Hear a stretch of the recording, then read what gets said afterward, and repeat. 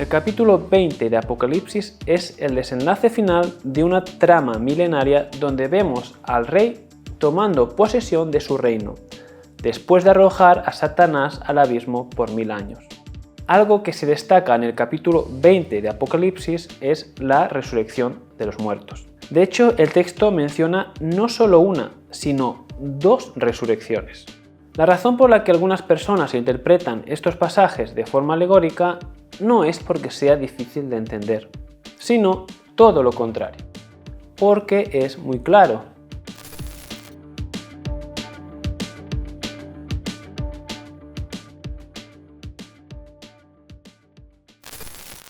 Aunque algunas personas se las ingenian para concluir que la Biblia no enseña nada acerca de la resurrección de los muertos, lo cierto es que las Escrituras dejan muy claro que todas las personas, creyentes o incrédulos, obtendremos unos cuerpos nuevos en el futuro. Esta idea ha sido lo que ha mantenido la fe de muchos judíos a lo largo de los siglos, y es sin duda la esperanza que tenemos todos los creyentes en Cristo. Sin embargo, como tantas otras doctrinas esenciales, el concepto de la resurrección de los muertos ha sido mutilado por teólogos interesados en defender su propia tradición. Esto incluye tanto a católicos como a ortodoxos, pero también a un número importante de protestantes. Uno de los textos más importantes sobre la resurrección de los muertos lo encontramos en el capítulo 20 de Apocalipsis. Ahí se revela el desenlace final de nuestra historia y la culminación de todas las profecías que hablan sobre la resurrección de los muertos.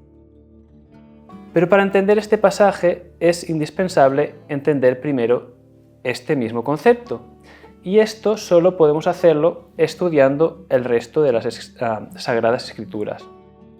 Por tanto, antes de entrar en el 20º capítulo del Apocalipsis, haremos un breve recorrido por el Antiguo y el Nuevo Testamento, examinando algunos de los pasajes clave.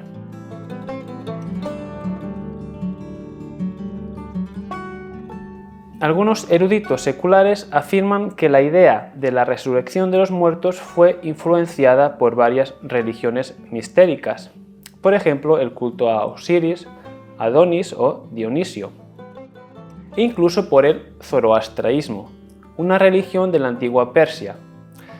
No me detendré aquí a rebatir esta postura. En realidad, ni siquiera es necesario argumentar este punto, pues tampoco sería descabellado pensar que algunas religiones tuvieran un concepto similar al nuestro.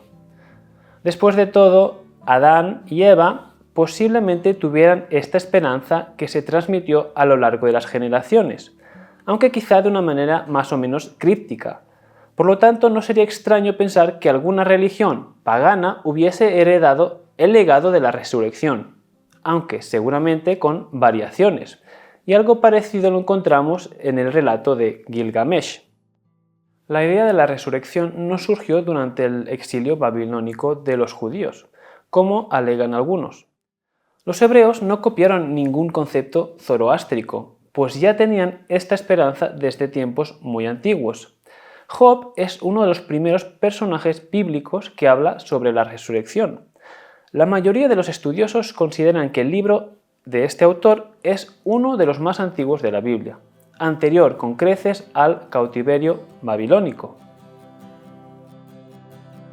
Yo sé que mi Redentor vive, y al final se levantará sobre el polvo, y después de deshecha esta mi piel, en mi carne he de ver a Dios, al cual veré por mí mismo, y mis ojos lo verán y no otro, aunque mi corazón desfallece dentro de mí. Este texto nos hace entender claramente que Job esperaba ver a Dios cara a cara después de su muerte, no de forma espiritual, sino con un cuerpo físico renovado, pues afirma: en mi carne he de ver a Dios. Los ángeles o espíritus no tienen carne, solo las personas estamos hechas de carne y hueso. El apóstol Pablo dice en su epístola a los Corintios: hay cuerpos celestiales y cuerpos terrenales, pero una es la gloria de los celestiales y otra la de los terrenales. Y esto lo vemos en 1 Corintios 15:40. Esto no quiere decir que los ángeles sean entes intangibles o incorpóreos. Sí, los ángeles tienen cuerpos, pero no son como los nuestros. Los suyos son celestiales y los nuestros terrenales.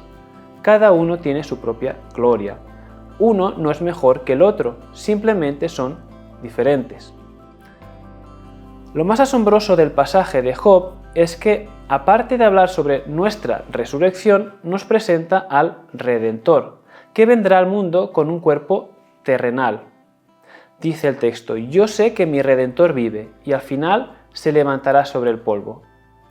Esto podría hacer referencia a la muerte y resurrección del mismo Redentor o a la idea de que el Redentor estará de pie sobre la tierra, es decir, que vendrá a este mundo de forma física. Ambas cosas son válidas y apuntan a la obra de Cristo en su venida. En cualquier caso, el concepto de la resurrección está claramente presente en este pasaje. Encontramos algo muy parecido en uno de los salmos de David, escrito siglos después. En cuanto a mí, veré tu rostro en justicia, estaré satisfecho cuando despierte tu semejanza. Al igual que Job, David tenía la esperanza de que algún día, al despertar de su sueño, él vería a Dios cara a cara. Es más, el salmista estaba convencido de que al despertar su cuerpo ya no sería el mismo, sino que sería semejante al de su Redentor. Aunque es cierto que hay algunos pasajes que hablan sobre la resurrección de una manera espiritual, otros hacen referencia a una resurrección literal, como podemos ver en Isaías, en Salmos o Oseas. Pero quizá uno de los textos más importantes, al menos en lo que se refiere a nuestro estudio, es el que podemos leer en el libro de Daniel, escrito durante el exilio de Babilonia. En aquel tiempo se levantará Miguel, el gran príncipe que está de parte de los hijos de tu pueblo, y será tiempo de angustia, cual nunca fue desde que hubo gente hasta entonces. Pero en aquel tiempo será libertado tu pueblo, todos los que se hayan inscritos en el libro, y muchos de los que duermen en el polvo de la tierra serán despertados, unos para vida eterna y otros para vergüenza y confusión perpetua. Al igual que el resto del libro de Daniel, este capítulo nos ofrece información profética muy valiosa y algunas cosas muy novedosas. En los últimos tiempos, en la gran tribulación, el arcángel Miguel se alzará para luchar a favor de su pueblo. Este pueblo no es la Iglesia, como sugieren algunos. A la Iglesia todavía le quedaban más de 400 años para nacer. Se refiere claramente al pueblo de Israel. Pero ¿de qué serán librados exactamente?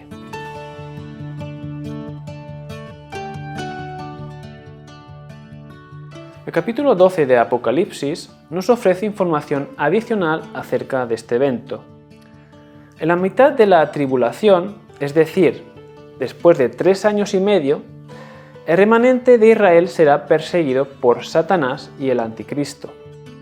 Pero Israel huirá al desierto, posiblemente en Bosra, en Jordania, y será sustentada por Dios por 3 años y medio. La serpiente intentará aniquilarlos por todos los medios posibles, pero fracasará. Finalmente, al ver que no puede hacer nada contra ellos, Satanás irá a hacer guerra contra el resto de la descendencia, como dice Apocalipsis 12, del 13 al 17. Esto quizá haga referencia a los creyentes en general, es decir, aquellos que habrán creído durante la tribulación. O también puede hacer referencia a el resto de judíos mesiánicos dispersos por todo el mundo.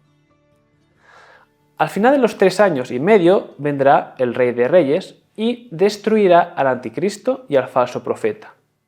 Finalmente, Cristo establecerá su reino en la tierra, un reino que durará literalmente 1000 años. En aquel tiempo será cuando muchos de los que duermen en el polvo de la tierra serán despertados, unos para vida eterna y otros para vergüenza y confusión perpetua, como dice en Daniel 12. Los santos del Antiguo Testamento resucitarán para disfrutar de la herencia prometida por Dios a Abraham. El reino se establecerá y las promesas se cumplirán al pie de la letra. Nunca más se enseñará que Israel es una alegoría, ni que las promesas son conceptos puramente espirituales.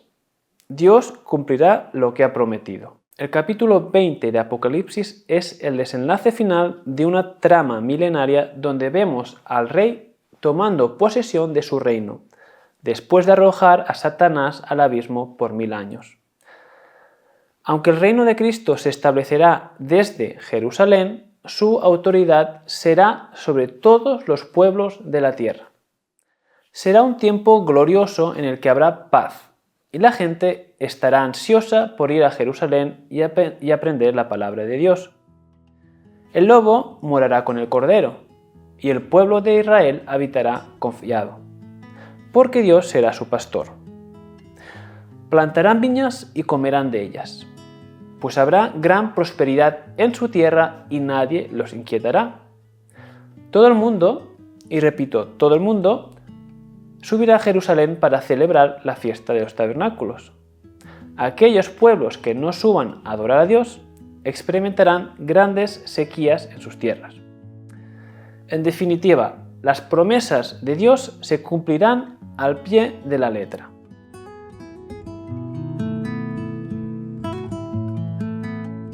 Algo que se destaca en el capítulo 20 de Apocalipsis es la resurrección de los muertos.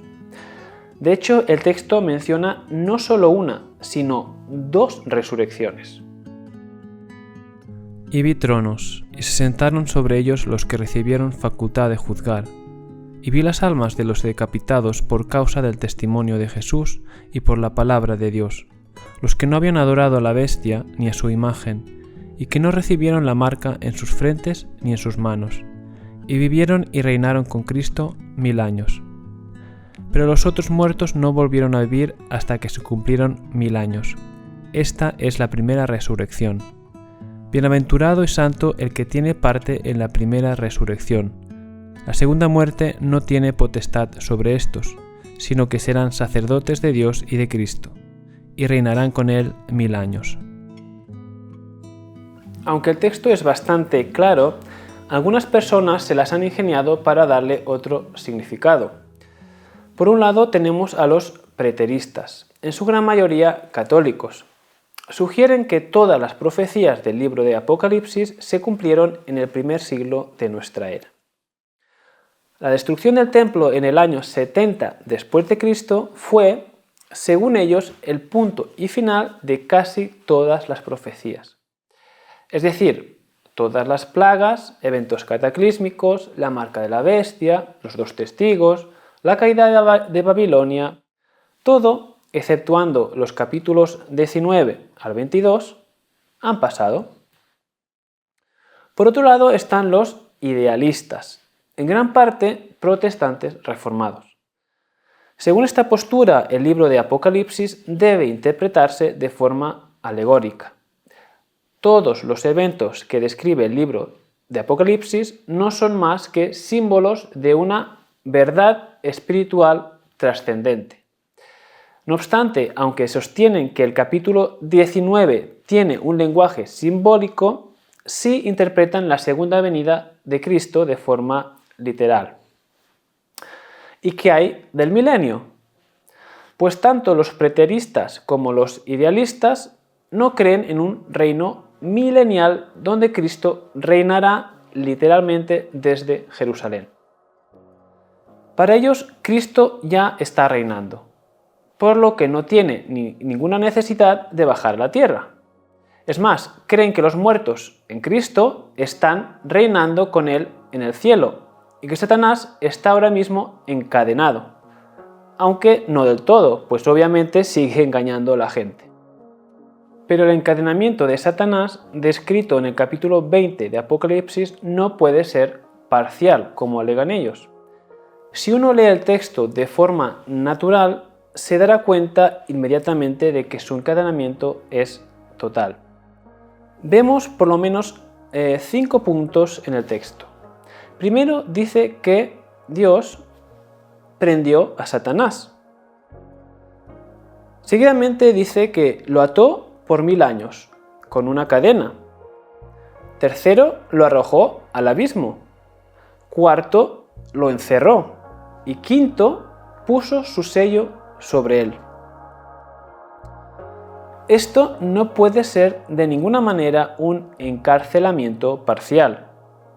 Satanás será encadenado, arrojado al abismo y encerrado con un sello por 1000 años. ¿Cómo puede ser esto un encadenamiento parcial? El abismo es un pozo sin fondo donde aparentemente están encarcelados temporalmente algunos ángeles caídos, como vemos en el libro de Enoc, en el capítulo 10, versículo 4.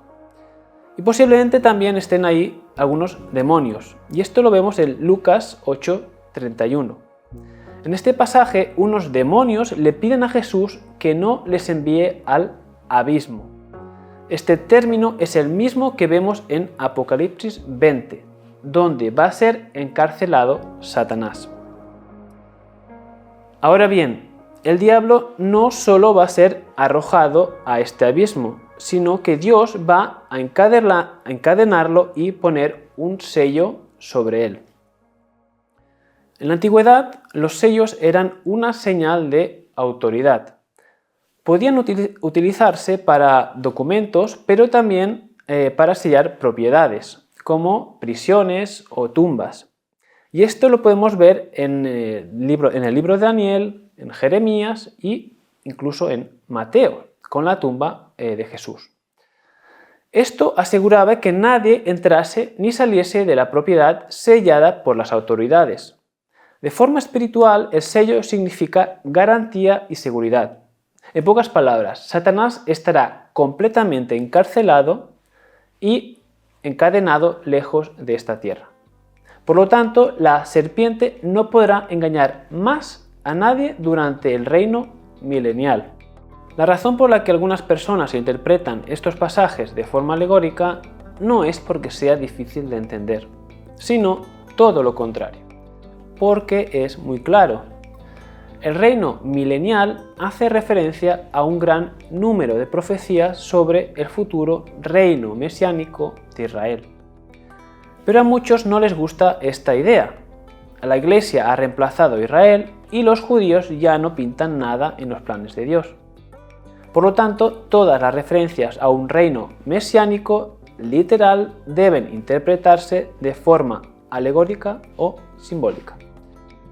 De hecho, para algunos la idea del milenio es una herejía.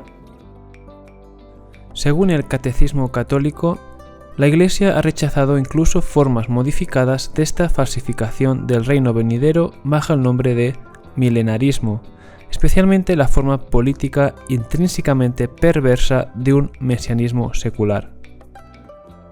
El problema con esta afirmación es que esto va en contra de su tan estimada tradición. La gran mayoría de los padres de la Iglesia de los primeros siglos creían en un milenio literal. Por ejemplo, Eusebio de Cesarea cita a Papias, diciendo que él creía que habrá, dice él, 1000 años después de la resurrección de los muertos, y habrá un establecimiento material del reino de Cristo sobre esta tierra. Según Ireneo, Papias fue un discípulo del apóstol Juan, el mismo que redactó el libro de Apocalipsis. Por tanto, esta es una de las citas más tempranas que tenemos sobre el milenio, exceptuando el Nuevo Testamento. Desgraciadamente, un gran número de protestantes reformados, sean evangélicos o no, abrazan de una forma u otra esta misma idea. Aparentemente, ellos, los reformados, son los escogidos, no Israel. Todas las promesas hechas a Israel se han cumplido o se cumplirán de forma simbólica, exceptuando los castigos. Eso sí, claro está, son para Israel. Las bendiciones son todas para la Iglesia.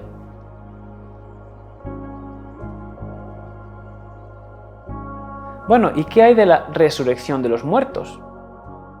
Pues según estos dos grupos, la primera resurrección es espiritual, La segunda es física. Es decir, los muertos que fueron decapitados y que se negaron a ponerse la marca de la bestia son los mártires del pasado que han sido resucitados espiritualmente y que ahora reinan con Cristo. Para ellos, esto no tiene nada que ver con los mártires que morirán en una futura tribulación. La primera resurrección se entiende mucho mejor cuando se interpreta de una manera literal, pues esa era la esperanza que tenían los judíos de la antigüedad y los cristianos primitivos. Si leemos el libro de Apocalipsis de forma cronológica, exceptuando algún que otro paréntesis, el capítulo 20 se revela de forma clara y concisa. Durante la tribulación muchos serán engañados por Satanás, pero habrá gente que rechazará ponerse la marca del anticristo y seguirá a Cristo. Estos formarán parte de la primera resurrección y disfrutarán del reino milenial. Primero serán perseguidos y maltratados, después bendecidos y exaltados. Primero serán oprimidos, después libertados. Primero serán consumidos, después vivificados. ¿Qué mayor justicia que esta? Ahora bien, la primera resurrección no solo pertenece a los mártires de la gran tribulación. La primera resurrección tiene varias fases e involucra varios grupos de personas. 1. Cristo, el primero de entre los muertos. La primera parte de la resurrección de los muertos fue iniciada por Cristo. Según el apóstol Pablo, Jesús cumplió las profecías que anunciaban que Él iba a ser el primero en resucitar, como vemos en Hechos 26-23. Esto puede parecer una contradicción, pues vemos que hay otros ejemplos de resurrecciones antes de la de Jesús. Podemos encontrar 3 ejemplos en el Antiguo Testamento y 3 ejemplos en el Nuevo, es decir, hasta la muerte de Jesús.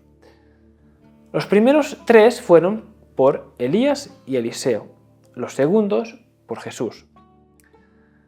Sin embargo, la resurrección de Jesús debe verse como una resurrección con un cuerpo glorificado, no con un cuerpo mortal. Las resurrecciones que vemos realizadas por los profetas del Antiguo Testamento, por Jesús y los apóstoles, no fueron resurrecciones con cuerpos glorificados. Todos estos murieron en algún momento. Quizá exista una excepción a esta regla con los santos que fueron resucitados después de la muerte de Jesús, como leemos en Mateo 26.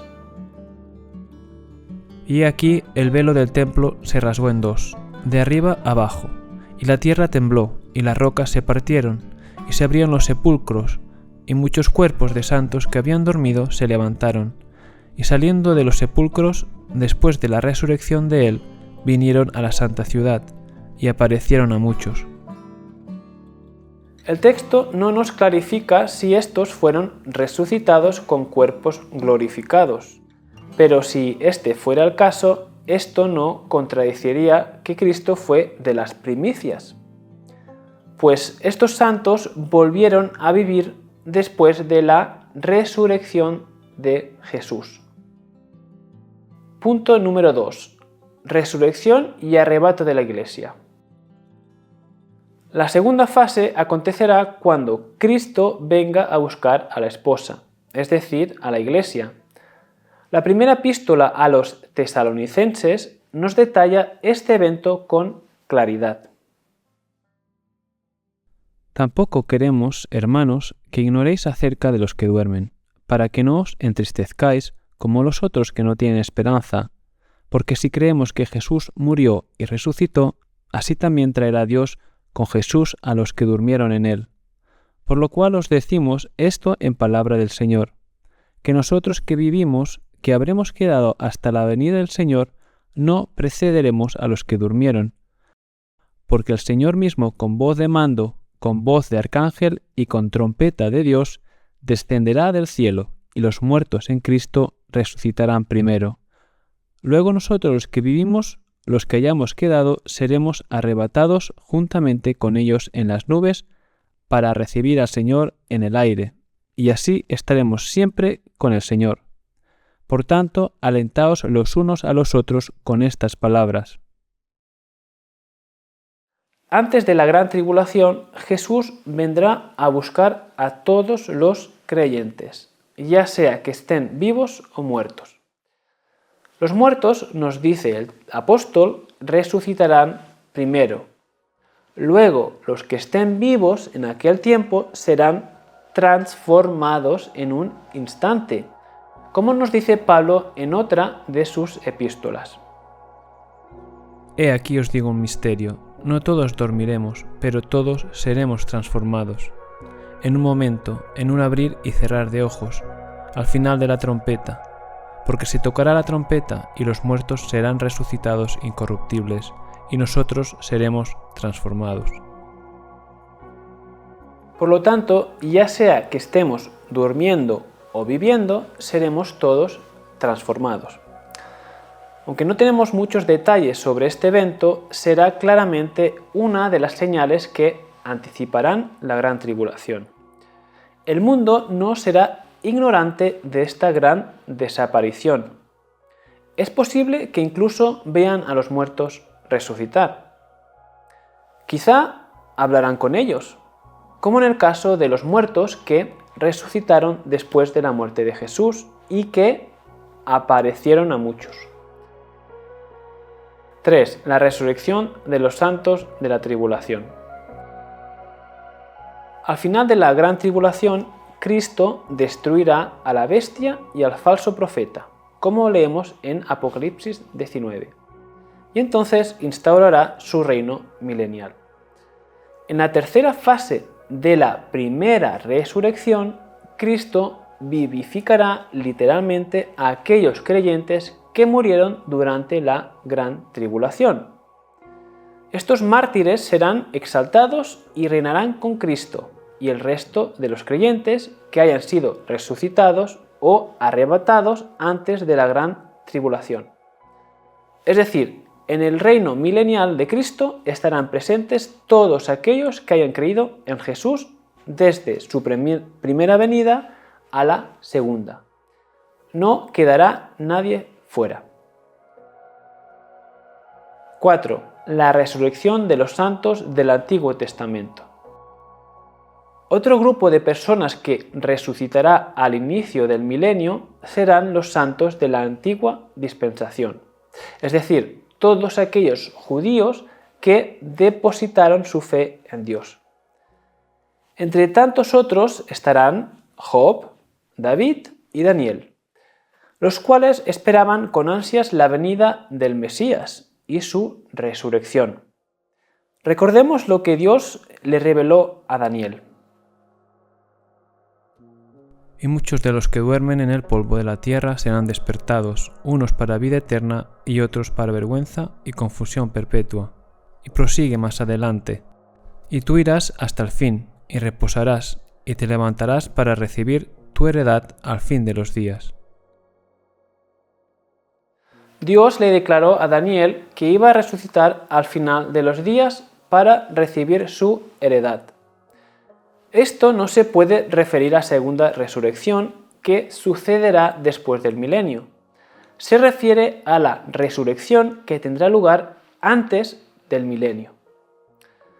En primer lugar, porque sería muy injusto que los creyentes de nuestra era obtuvieran la promesa de reinar en la tierra, pero aquellos santos judíos que tanto anhelaban esta resurrección no lo conseguirán. En segundo lugar, porque esto anularía las muchas profecías donde habla sobre la restauración del reino de Israel.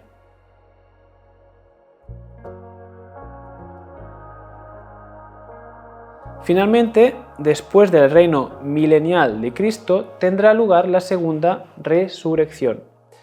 En esta resurrección habrá también varios grupos de personas.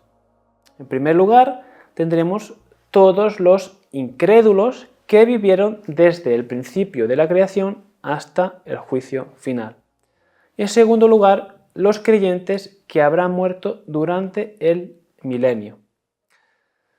En contra de lo que muchos teólogos sugieren, los creyentes en Cristo y los santos de la antigua dispensación no vamos a tomar parte del juicio de Dios en la segunda resurrección, simplemente porque ya habremos resucitado o sido transformados. Y vi un gran trono blanco, y el que estaba sentado en él, de delante del cual huyeron la tierra y el cielo, y ningún lugar se encontró para ellos.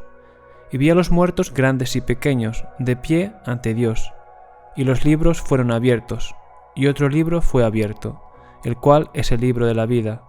Y fueron juzgados los muertos por las cosas que estaban escritas en los libros, según sus obras. Y el mar entregó los muertos que había en él, y la muerte y el Hades entregaron los muertos que había en ellos. Y fueron juzgados cada uno según sus obras, y la muerte y el Hades fueron lanzados al lago de fuego. Esta es la muerte segunda. Y el que no se halló inscrito en el libro de la vida fue lanzado al lago de fuego. Algunos teólogos que interpretan el texto de forma literal, como hago yo, tienen una visión algo diferente sobre la segunda resurrección. Ellos creen que en esta segunda resurrección solo estarán aquellos que hayan rechazado a Dios. Sugieren que todos los que resuciten en este tiempo serán lanzados al lago de fuego, pues no estarán inscritos en el libro de la vida. Y está claro que el requisito que debemos cumplir todos es que estemos inscritos en el libro de la vida. Pero el texto no concluye que ningún resucitado va a estar en el libro de la vida. Es más, si tenemos en cuenta que van a haber creyentes que mueran durante el milenio, es lógico pensar que estos deben tomar parte en la segunda resurrección. Pero estos estarán inscritos en el libro de la vida y por tanto no serán lanzados al lago de fuego. Al igual que el resto de creyentes, estos resucitarán para disfrutar de los cielos nuevos y la tierra nueva. Así que, concluyendo, a lo largo de las Escrituras queda patente que la resurrección de los muertos es una doctrina central y muy antigua. A través de las Escrituras, Dios revela su propósito de otorgar a todos cuerpos nuevos en los últimos días. Aunque algunas corrientes teológicas tratan de relegar estos textos a cumplimientos del pasado o a meras alegorías, su interpretación choca con la claridad de pasajes como Apocalipsis 20, donde se distinguen dos resurrecciones y se describe un milenio físico con Cristo reinando desde Jerusalén. Nuestra fe en una resurrección física ha sido y sigue siendo atacada por muchos que dicen ser creyentes. Pero la resurrección de los muertos es una doctrina muy clara. Debemos creer que Jesús resucitó de los muertos. Porque si creemos que Jesús murió y resucitó, así también traerá Dios con Jesús a los que durmieron con él. Esta resurrección no es solo espiritual, pues Jesús resucitó de manera física. Y si Él resucitó de manera física, nosotros podemos estar seguros que resucitaremos también de manera física.